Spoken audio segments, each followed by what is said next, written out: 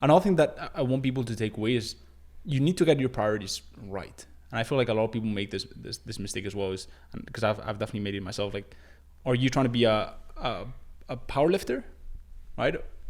Or are you trying to be a 6-7 figure entrepreneur? You know, I'm not saying at different stages of your life you cannot have achieved both, but you need to get your priorities straight, because mastery and excellence in one area, it requires a focus in that one area, right? And so, yes, can you go to the gym and make that a priority? Yes, right? But, you know, can you spend 4 hours at the gym, or, you know, 3 hours at the gym, and, you know, like dedicate a lot of energy into thinking, you know, prepping meals and all this stuff, and still build a 6-7 figure business? I doubt that, right? Maybe, you know, maybe people can prove me wrong, but it's just when you try to master and be excellent in a bunch of different areas, it's not a winning situation. So starting from that point, right, and understanding that my goal, for example, is not to become a power lifter, right? Is the word power lifter, or like a bodybuilder, yeah.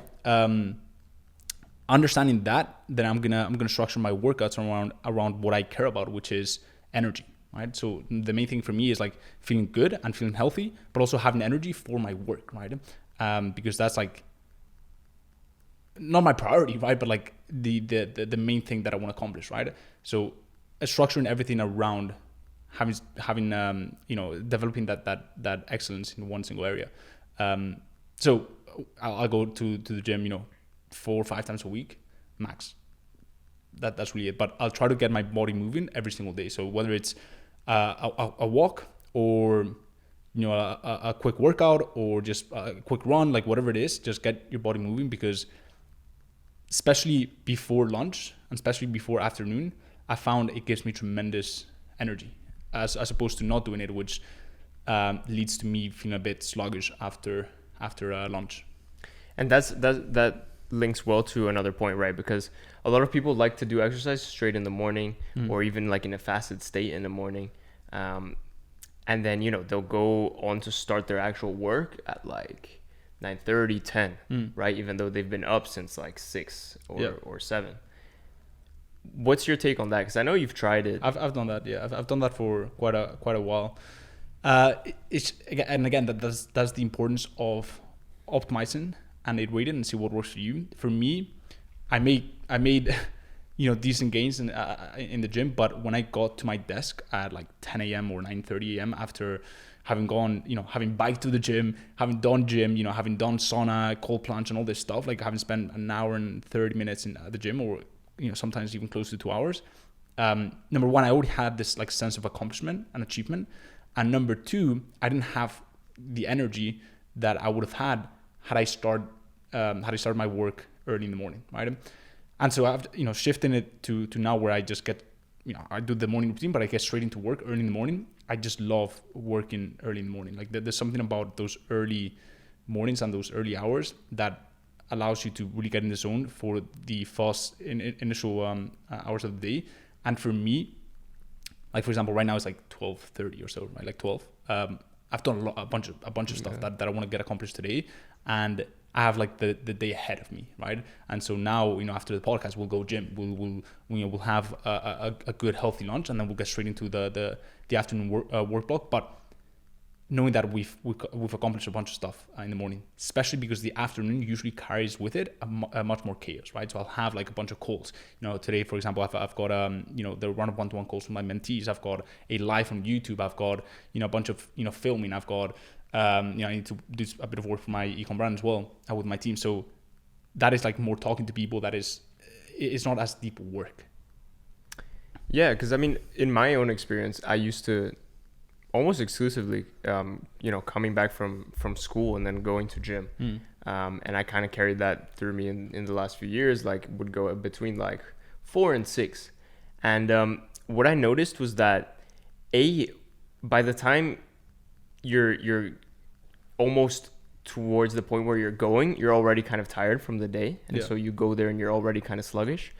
And by the time you come back and have a meal and shower and sit back down, it's almost dinner time. Yeah.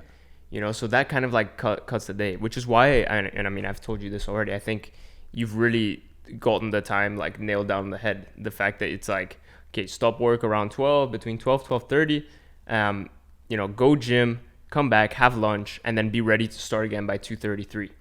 I think honestly that from my experience has been, and from your experience, because you know, still doing the masters and all that stuff, being a full-time student, what would you say for those people who literally finish work or finish uni at 4 p.m. and they haven't had the time to go to the gym or to do their exercise, like, and they want to go to the gym?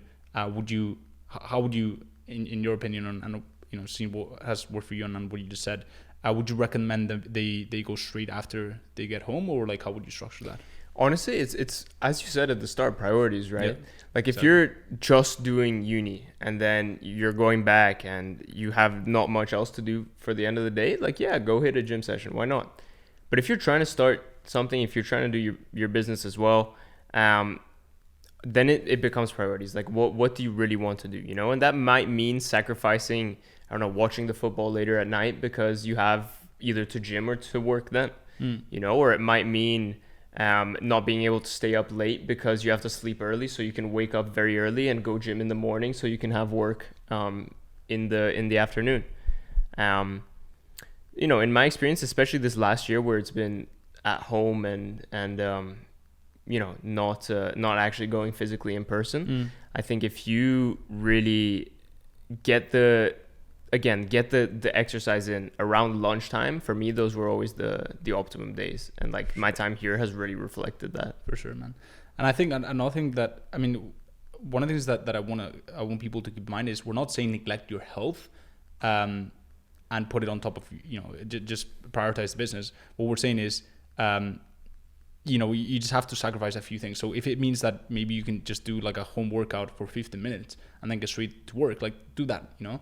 But just understand that you cannot do everything when you, especially when you are in the beginning stage where you're trying to balance things. You know, most people probably listening to this podcast, they're not full-time like entrepreneurs, right? They're trying to get something started, and so understand that as you try to balance all these things, you just have to sacrifice a few things because there's literally physically no time for everything.